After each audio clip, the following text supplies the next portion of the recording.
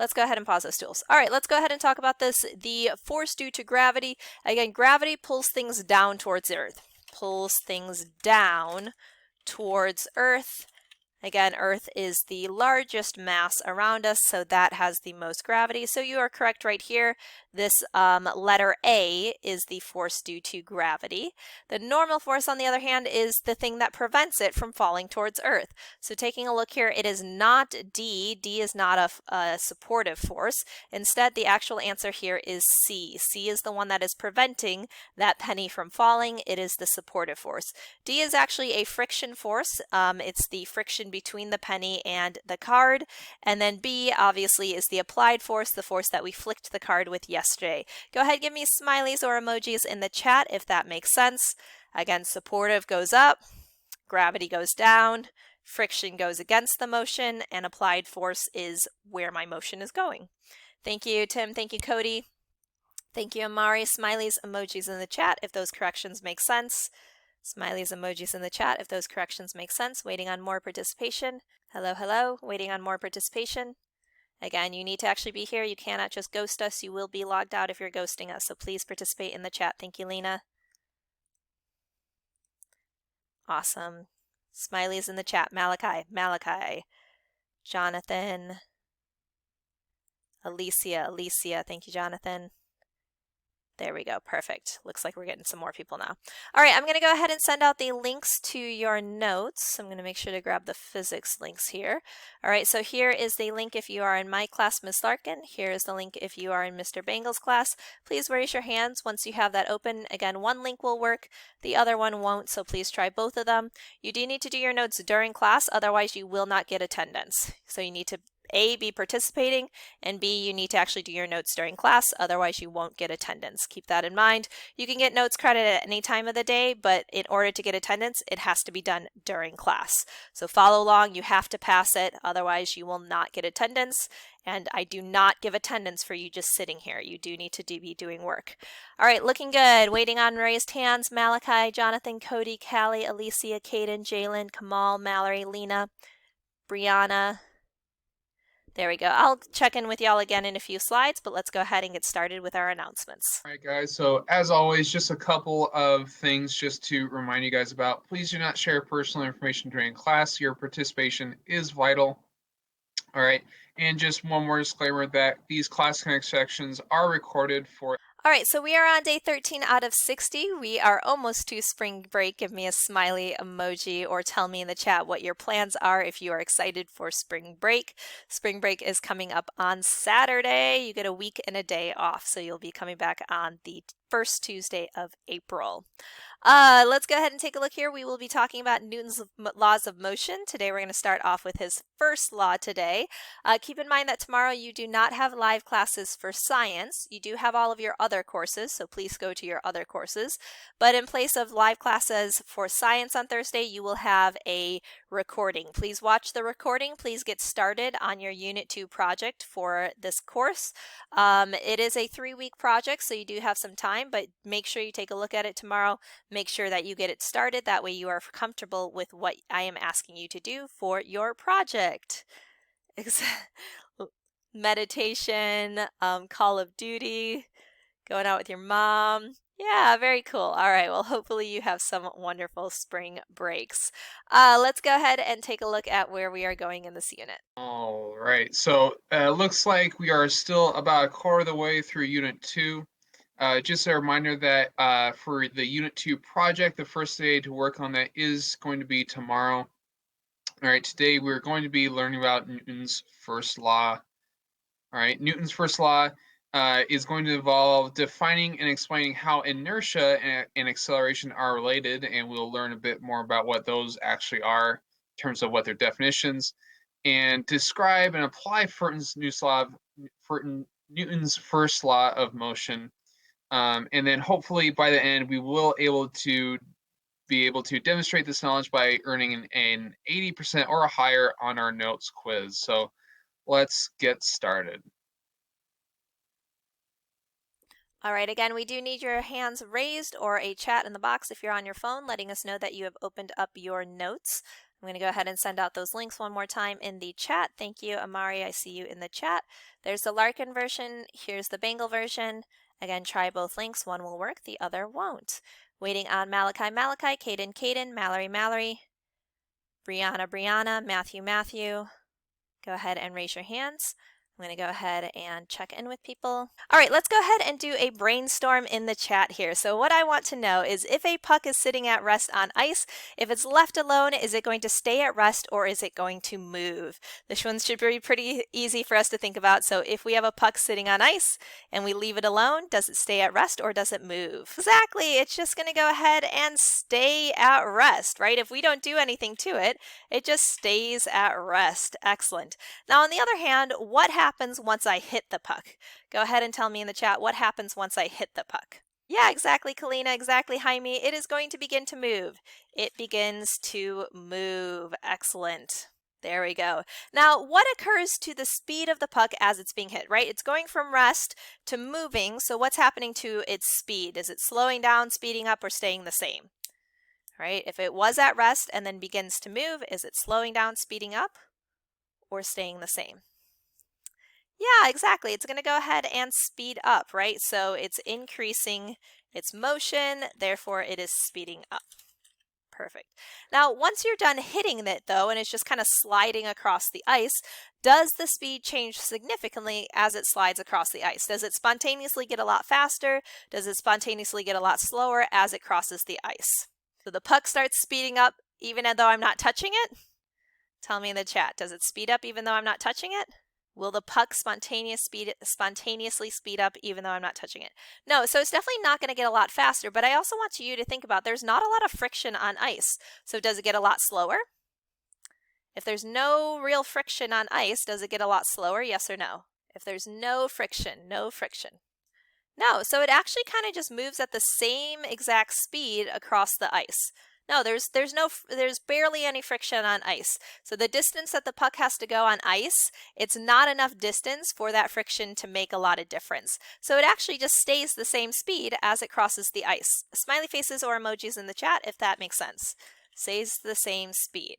So since I'm not actually pushing it and because there's not a lot of friction on ice, for the most part, that puck just stays the same speed after I'm done hitting it.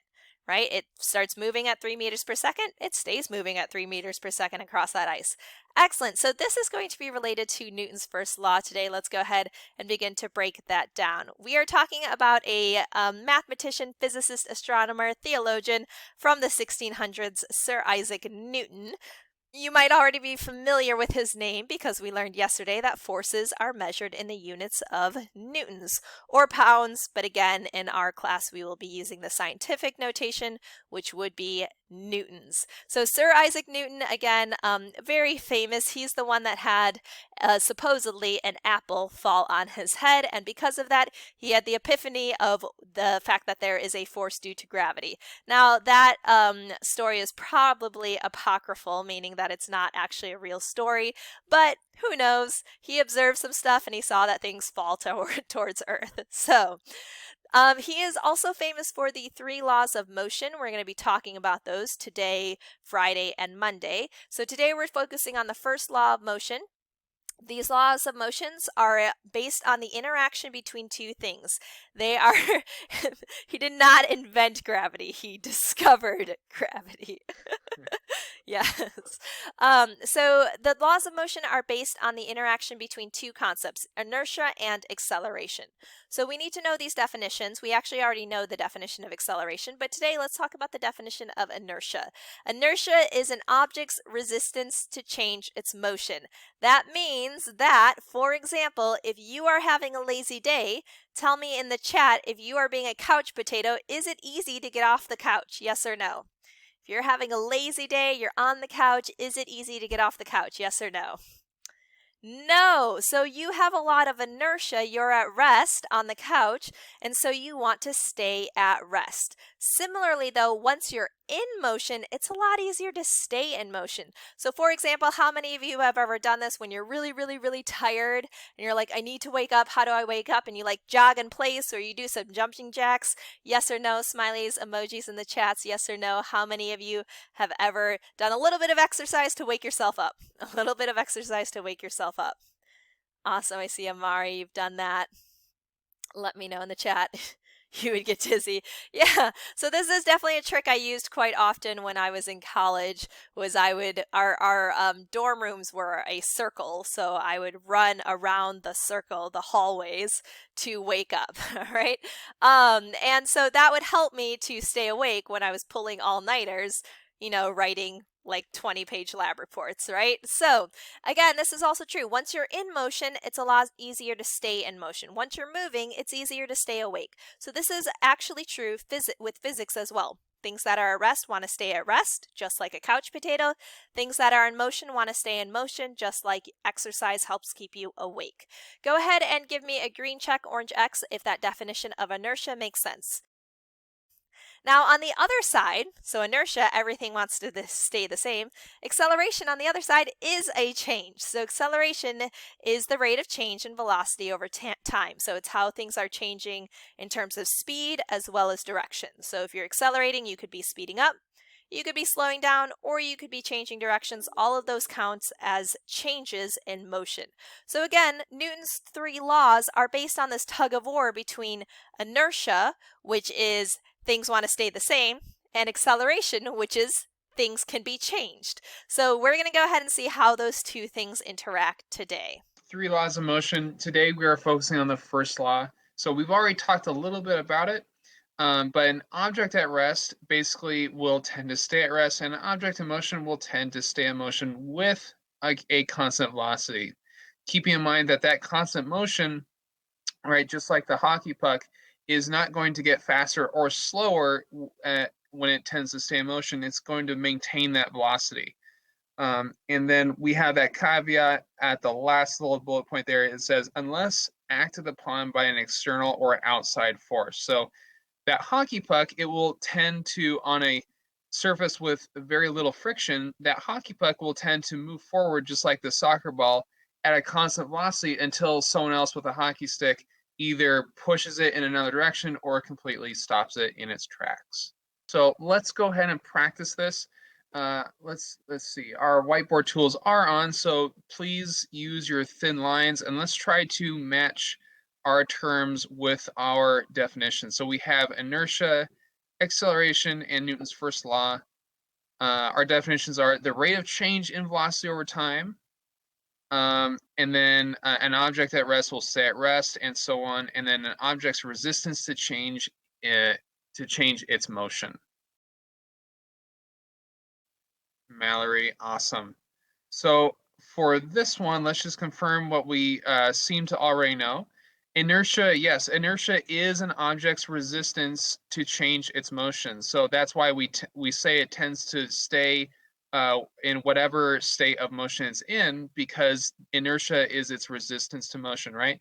It's easier to think about, if we think about it this way, to stop a small golf ball that's rolling down a hill, right? But it would be much harder, or we might want to step out of the way if a bowling ball is rolling down a hill, because it is much heavier and massive than a golf ball is. And then acceleration is the rate of change in velocity over time. We've learned that from our last lesson. And then the Newton's first law is, of course, this big definition that is talking about tending to stay at rest or tending to stay in motion. Go ahead and mark this for number 2.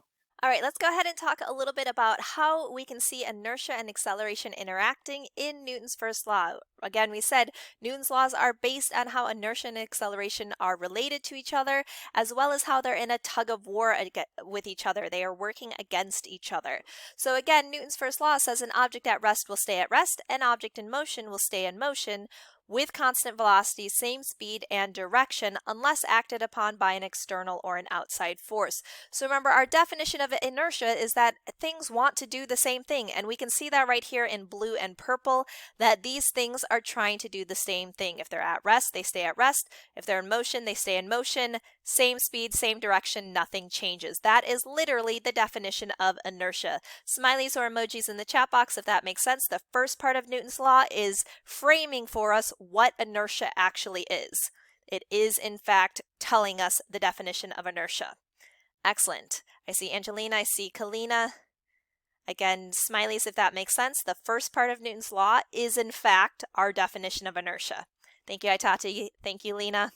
Yes, now the second part, though, says unless it's acted on by an external or an outside force. And one of the things that we talked about yesterday, thank you, Kai, I see you're smiling in the chat.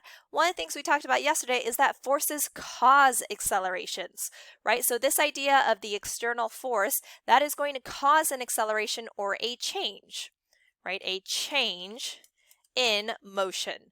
So that should make sense, right? On one side, we have inertia, everything wants to stay the same. On the other side, we have a force causing an acceleration, which would in fact be a change. So we can see how these two things are framed very well in Newton's first law, how they are interacting with each other, how they are opposing each other. They are working against each other. Let's make sure to actually start to apply this. So we have a tennis ball sitting on the ground, and it is left alone. I want to know what's going to most likely happen and why. Let's first talk about what's going to most likely happen. Tell me in the chat, we're going to use the process of elimination here. What will happen to the tennis ball? Will it stay at rest or will it accelerate? If it is left alone, will it stay at rest or will it accelerate? Excellent, I see Tim in the chat.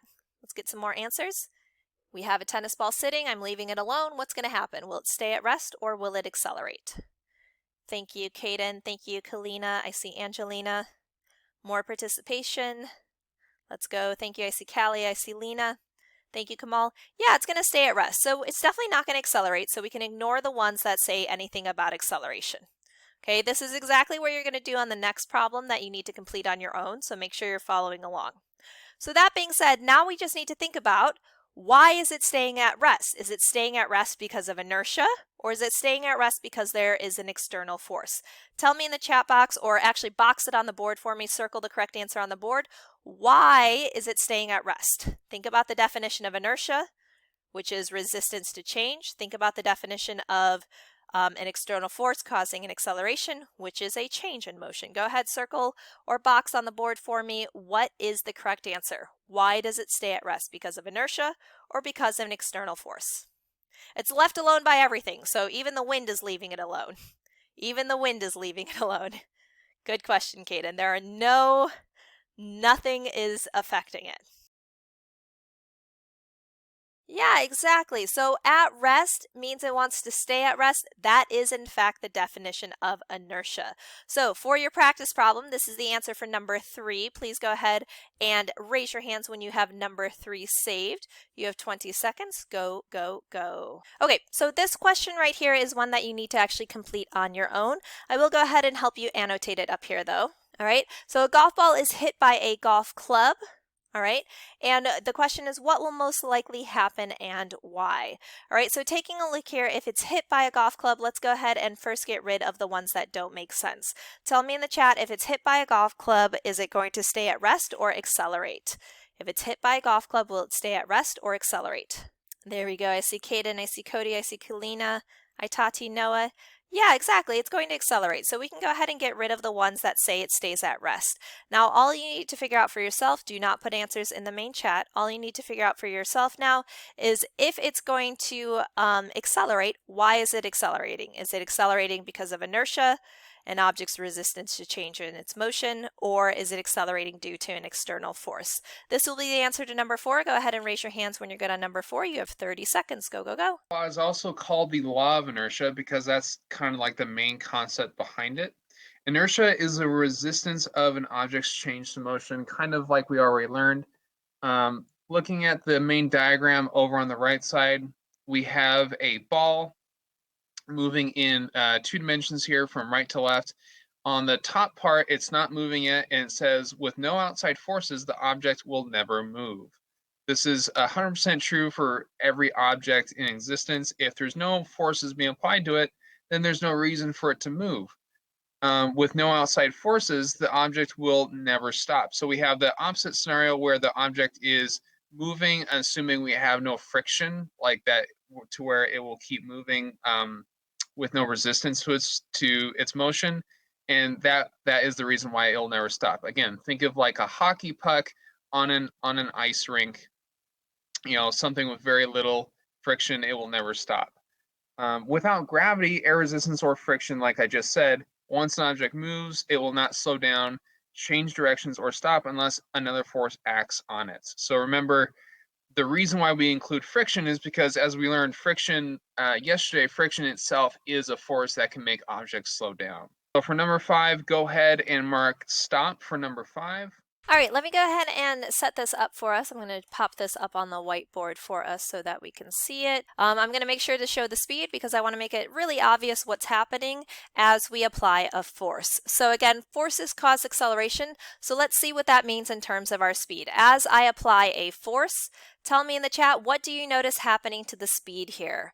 What do you notice happening to the speed here as I apply a force? Make it a little bit smaller. What do we notice happening to the speed here? Thank you, Angelina. Thank you, Kalina. More people in the chat. What's happening to speed as I apply a force? Awesome, Mallory. That's cool.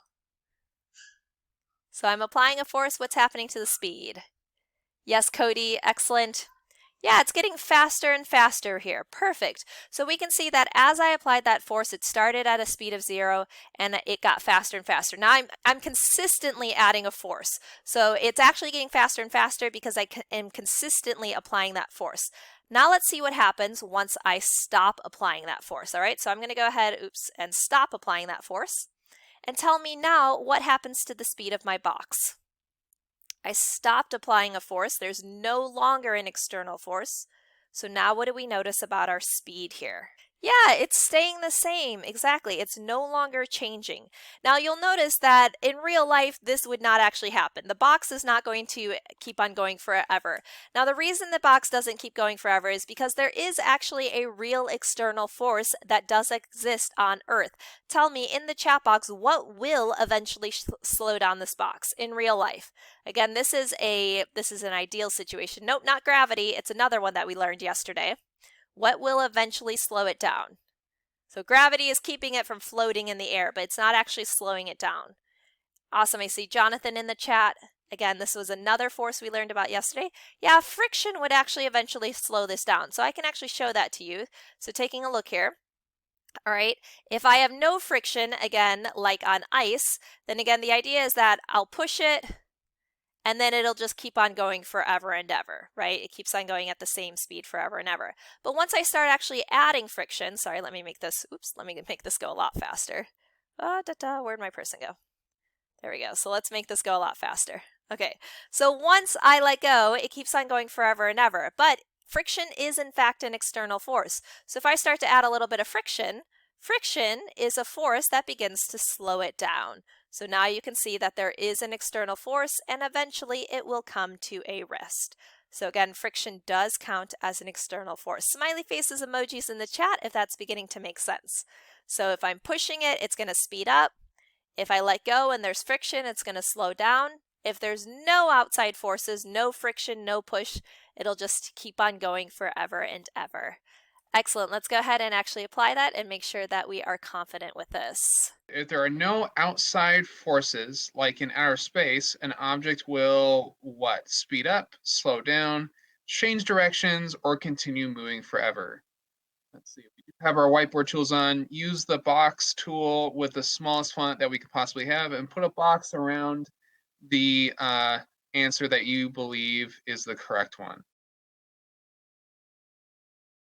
Tati, awesome. So yes, so we are correct in that it will continue moving forever because the object is not experiencing any outside forces. So for number 6, go ahead and mark that answer, this one, which is option D. All right, so let's go ahead and try to practice this one then. So if an object is in fact moving and then does experience a force of friction, friction is going to be a resistance or an opposing force, then what do you think will probably happen to the object's motion? Go ahead and show me on the board. Will it speed up, slow down, change directions, or continue moving forever? Again, this time we do have a force, specifically a resistance or an opposing force. So go ahead, get your answers up there, just like we saw in our demo once we started to introduce friction. Excellent job, everyone. I would agree. So this time we do have an external force. So we do have an external force, and so motion will change, all right, based on Newton's law. Once we have an external force, motion can change. And again, specifically in this case, it's not an applied force. We're not trying to speed it up. Instead, friction is a resistance force, and so it will do the opposite. It will actually begin to slow down. This is the answer to number 7. Go ahead and raise your hands for number 7. You have 20 seconds to fill this one out. So go ahead and submit your notes if you haven't already. Remember, tomorrow is a day without a live session, so be sure you watch that recording and get started on your Unit 2 project. We will see all you guys on Friday